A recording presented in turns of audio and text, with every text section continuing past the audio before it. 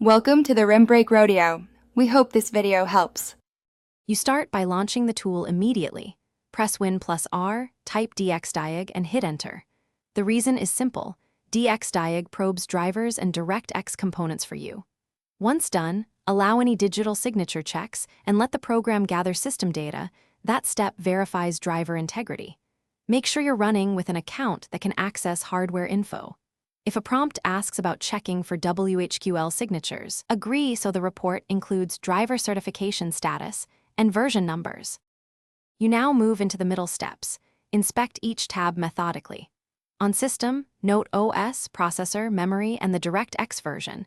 This explains compatibility. Then click Display 1 and Display 2 to see GPU name, manufacturer, driver date, and feature levels. That shows rendering capability. Once done, open Sound and Input tabs to confirm audio devices and gamepad status.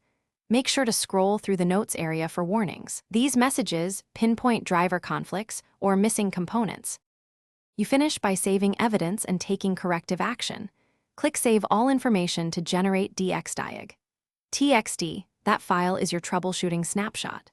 Once saved, open the text and use driver dates plus notes to decide whether to update GPU or audio drivers.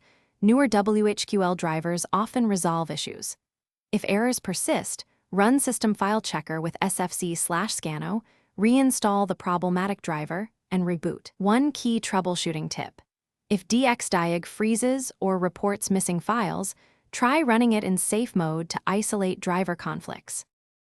Thanks for watching. Consider subscribing if we helped you.